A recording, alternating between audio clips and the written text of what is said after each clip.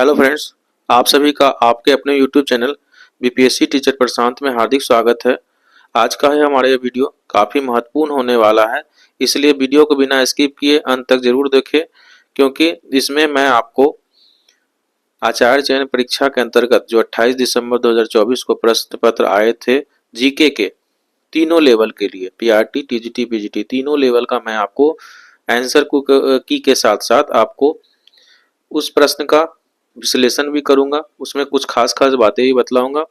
इसलिए आप बिना वीडियो को स्किप किए इसे जरूर देखिएगा, क्योंकि 5 जनवरी को जो लोक शिक्षा समिति बिहार का प्रश्न आएगा उसमें आपको ये थोड़ा सा मदद कर सकता है और आपको क्या क्या पढ़ना है ये भी जानकारी मिल सकती है। सबसे पहले मैं पीआरटी विषय के 10 जो क्वेश्चन जीके का आए थे उसको बताता हूँ। सबसे पहला प्रश्न है आपका, भारत का एक प्राकृतिक पोताशय और सबसे बड़ा समुद्री पतन कौन सा है? तो इसका आंसर हो जाएगा मुंबई पतन। मुंबई पतन जो है, जो कि 400 स्क्वायर किलोमीटर में फैला हुआ है और इसकी स्थापना 1873 में हुई थी। ये भारत का सबसे बड़ा जो है नेचुरल पोर्ट है। अगला प्रश्न है, राष्ट्रीय स्वयंसेवक संघ आरएसएस की स्थापना के कितने वर्ष हो गए हैं? तो सबसे पहले आप जान लें कि आरएसएस की स्थापना जो हुई थी 27 दिसंबर 1925।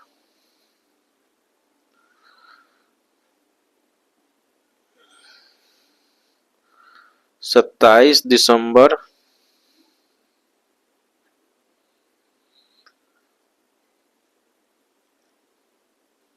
1925 को हुई थी। किसके द्वारा हुई थी? तो डॉक्टर केशव बलिराम हेडगेवार के द्वारा हुई थी। तो आज देखा जाए तो इनका 99 साल हो गया, तो 99 साल ऑप्शन में ये है, तो 100 साल हो जाएगा इसका सही उत्तर। तीसरा प्रश्न है, भारत में नवनिर्मित संसद भवन का नाम रखा गया। तो अभी जो नव संसद भवन है वो सेंट्रल विस्टा प्रोजेक्ट तो है, लेकिन उनका अभी भी नाम जो है संसद भवन ही है। तो इसमें आपका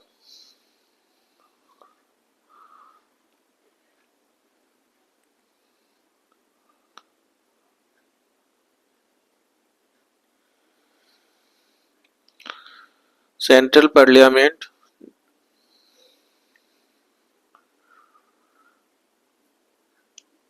ये नाम हो जाएगा। अगर हो सकता है कि आपसे पूछा जाए कि जो पुराने संसद भवन उनका नया नाम क्या रखा गया है, तो उसका नया नाम संविधान सदन हो गया है। जो पुराने ओल्ड पार्लियामेंट है उनका नाम क्या हो गया है? तो संविधान सदन हो गया है। अगला प्रश्न है, एनसीईआरटी का फुल फॉर्म क्या है? तो इसका हो जाएगा national council of education research and training. पहला जो आपका ऑप्शन है वही हो जाएगा। और इसकी स्थापना जो है आपको 1961 में हुई थी, 1961। अगला प्रश्न है, चंद्रमा के दक्षिणी ध्रुव पर पहुंचने वाला दुनिया का पहला देश कौन बना? तो इसका उत्तर हो जाएगा भारत। भारत जो है आपका 23 अगस्त 2023 को लैंड कर गया था। सॉफ्ट लैंडिंग हुई थी नॉर्थ इसका पोल पर, जो कि पहली बार भारत ही पहुंचा था। और अगर बात करें कि चंद्रयान 3 की लॉन्चिंग कब हुई थी, तो 14 जुलाई 2023 को श्रीहरिकोटा से हुई थी। श्रीहरिकोटा जो है आपका आंध्र प्रदेश राज्य में है और यहीं पर आपको सतीश धवन अंतरिक्ष केंद्र है, जिसे कि स्पेस पोर्ट ऑफ इंडिया भी कहा जाता है। अगला प्रश्न है, वंदे मातरम के रचयिता कौन है? तो आप सभी को पता होगा कि वंदे मातरम के रचयिता बंकिम चंद्र चट्टोपाध्याय जी है और इन्होंने इनके आनंद मठ उपन्यास में भी वंदे मातरम लिखा हुआ है। कभी कभी ये प्रश्न पूछता है कि किस उपन्यास में वंदे मातरम है, तो आपको आनंद मंत्र लिखना है। इससे गाने में 65 सेकंड का समय लगता है, 1 मिनट 5 सेकंड। और ये भी पूछा जाता है कि वंदे मातरम को सर्वप्रथम कब गाया गया था, तो 1896 में आपको पहली बार वंदे मातरम गाया गया था, कोलकाता के 12वें अधिवेशन में, जिसके अध्यक्ष रहीमतुल्ला सैनी जी थे। अगला प्रश्न है, राष्ट्रीय स्वयंसेवक संघ के संस्थापक, इनको तो हम बता ही चुके हैं कि डॉक्टर केशव बलिराम हेडगेवार जी थे।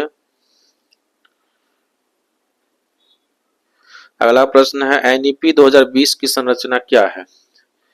तो एनईपी 2020 की संरचना जो है आपका 5-3-3-4 ये है। अगर बात करें एनईपी 2020 को कब अप्रूव किया गया था, 29 जुलाई 2020 को, 29 जुलाई 1920 में यह संसद के द्वारा अप्रूव कर दिया गया था। ये 1986 में, आज से इसके पहले 1986 में जो है हम लोग का एजुकेशन पॉलिसी अभी तक चलता आ रहा था। तो 34 वर्षों के बाद यह एजुकेशन पॉलिसी आपको देखने को मिलता है। ऐसा प्रश्न आ चुका है, इसलिए मैं बता रहा हूँ।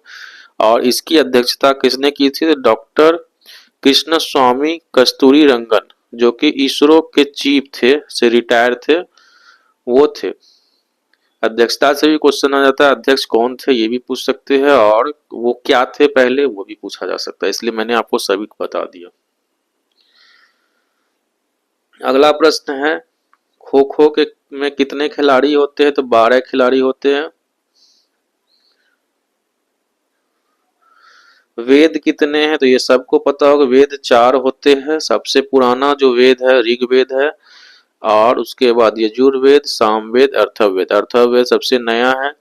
सामवेद में आपको संगीत का चर्चा है, और यजुर्वेद में कर्मकांड की चर्चा है।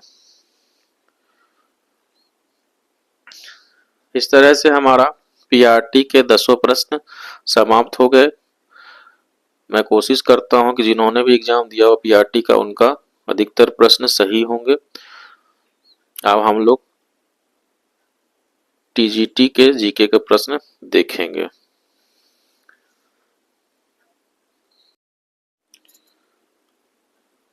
टीजीटी में आपको जीके का पहला प्रश्न है, सीबीएसई बोर्ड की स्थापना कब हुई थी? तो सबसे पहले अगर आप गूगल पे जाएंगे तो आपको 1929 दिखाई देगा।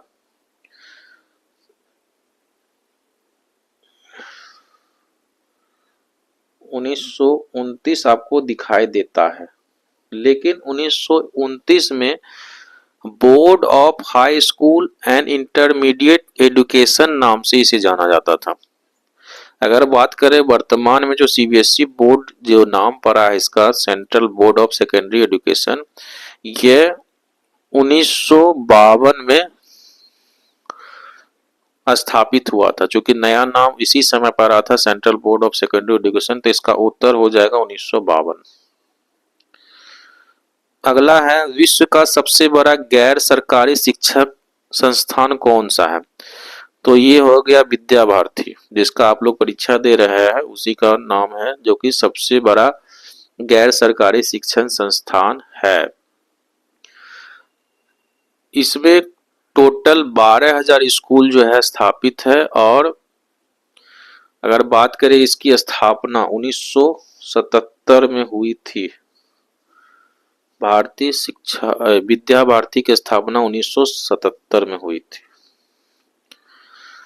अगला है, चंद्रयान 3 को सफलतापूर्वक पूरा करने में एस सोमनाथ क्या थे?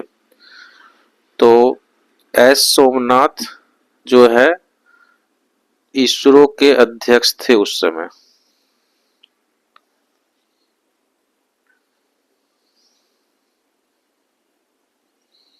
अगला प्रश्न है, हनुमान चालीसा का रचनाकार कौन थे? तो ये सब लोग जान रहे होंगे कि गोस्वामी तुलसीदास जी है, गोस्वामी तुलसीदास। अगला प्रश्न है, संयुक्त राष्ट्र संघ का मुख्यालय कहाँ है? तो ये न्यूयॉर्क में है। बात करें कि इसकी स्थापना को हुई थी तो 24 अक्टूबर 1945 को हुई थी। संयुक्त राष्ट्र दिवस भी इन्हें कहा जाता है 24 अक्टूबर को। अगला प्रश्न है, राष्ट्रीय शिक्षा नीति 2020 कितने वर्षों के बाद आई? तो आपको मैं बता चुका हूं कि 34 वर्षों, क्योंकि इसके पहले आया था 1986 में और ये फिर आया 2020 में। तो आपका कितना वर्ष हो गया? 34 वर्ष। अगला है, द वॉल के नाम से प्रसिद्ध है। तो द वॉल जो है राहुल द्रविड़ को कहा जाता है। अगला प्रश्न है, सेना दिवस कब मनाया जाता है? तो ये 15 जनवरी हो गया। इसको थल सेना दिवस भी कहा जाता है। लौह पुरुष के नाम से जाने जाते हैं तो ये हो गए सरदार वल्लभ भाई पटेल। इनके बारे में एक विशेष जानकारी आपको पता होनी चाहिए कि जो स्टैच्यू ऑफ यूनिटी है ये सरदार वल्लभ भाई पटेल का ही है, जो कि सबसे लंबा मूर्ति है। कितना मीटर का है? तो 182 मीटर का है। और अगर फीट में बात करें तो 597 फीट है। ये गुजरात में बनाया गया है। इनके वास्तुकार कौन थे? तो राम सुतार जी थे। अगर बात करें तो लाल वल्लभ भाई पटेल जो थे भारत के प्रथम गृह मंत्री और प्रथम उप प्रधानमंत्री भी थे। अगला प्रश्न है, आलू पौधा का कौन सा भाग है? तो आलू तना है। प्याज भी जो है आपका रूपांतरित तना है। इस तरह से आपका टीजीटी के सारे प्रश्न समाप्त हो गए। उम्मीद करता हूं कि आपको ये वीडियो पसंद आया होगा। अब हम लोग पीजीटी जीके के प्रश्न शुरू करेंगे। यह हमारा पीजीटी जीके का प्रश्न पत्र है।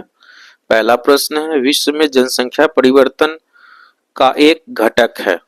तो आपको पता होगा कि जो माइग्रेशन होता है किसी आदमी का कहीं से जाना या आना, इसके कारण से आपका जनसंख्या परिवर्तित हो जाता है, इसलिए इसका सही उत्तर माइग्रेशन हो जाएगा। अगला है, हाल ही में किस विश्वविद्यालय ने राष्ट्रपति द्रौपदी मुर्मू को डायरेक्टरेट ऑफ सिविल लॉ की मानक उपाधि से सम्मानित किया? तो इसका उत्तर हो जाएगा मॉरिशस विश्वविद्यालय।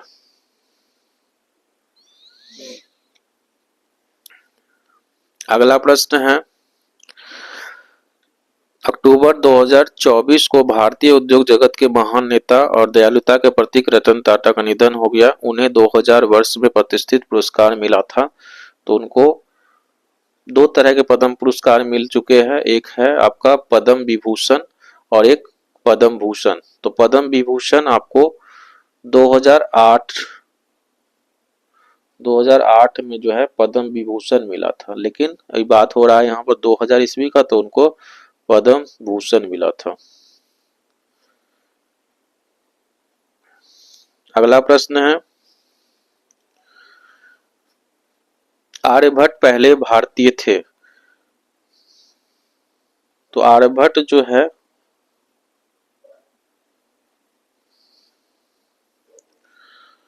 आर्यभट्ट आपके गणितज्ञ भी थे और खगोल शास्त्री भी थे, इसलिए इसका उत्तर इनमें से सभी हो जाएगा। थोड़ा बहुत वो भौतिक विज्ञानी भी थे। और आर्यभट्ट के बारे में आप जान लीजिए कि आर्यभट्ट बिहार में ही पैदा लिए थे, कुसुमपुर, जो कि वर्तमान में पटना कहलाता है।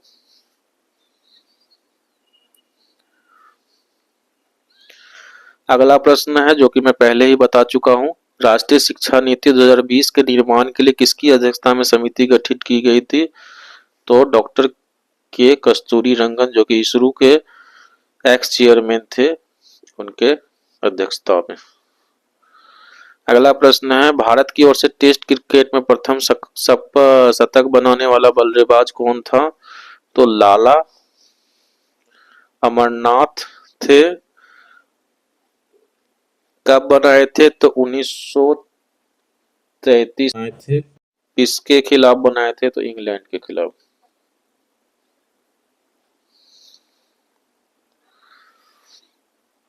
अगला प्रश्न, राष्ट्रपति शासन किस अनुच्छेद के तहत आरोपित होता है?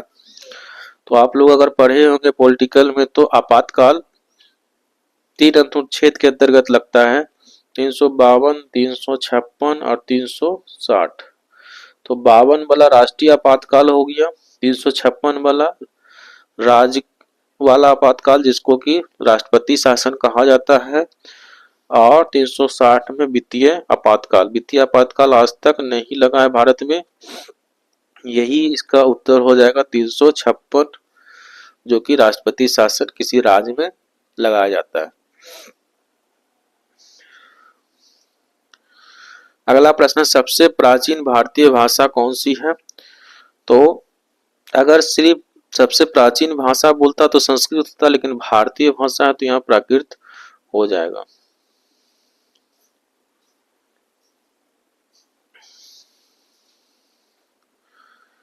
राष्ट्रगान के रचनाकार है तो रविन्द्रनाथ टैगोर। जन गण मन के रचनाकार है, जो कि बंगाली भाषा में लिखा गया था। इनको राष्ट्रगान को सबसे पहले 27 दिसंबर 1911 को कोलकाता के अधिवेशन में पहली बार गाया गया था। और किसने गाया था? तो डॉक्टर रविन्द्रनाथ टैगोर जी के भांजी जो थी सरला देवी, उसी ने सबसे पहले इसको गाया था। और अंतिम प्रश्न, सीबीएसई का full form central board of secondary education है। Central board of secondary education है, जिसकी स्थापना कब हुई थी? तो 1952 में हुई थी। इस तरह से आपका जीके का सारे प्रश्न समाप्त हो गए। अगर आपको फिर भी कोई डाउट रह जाता है तो मुझे कमेंट कीजिएगा, मैं कमेंट का जवाब जरूर दूंगा। वीडियो अगर पसंद आया हो तो लाइक करके दोस्तों में शेयर कर देंगे, और अगर चैनल पर नए हैं तो चैनल को सब्सक्राइब कर देंगे, ताकि हमारे आने वाले नेक्स्ट वीडियो का नोटिफिकेशन आपको मिल सके। वीडियो को अंत तक देखने के लिए धन्यवाद। जय हिंद, जय भारत।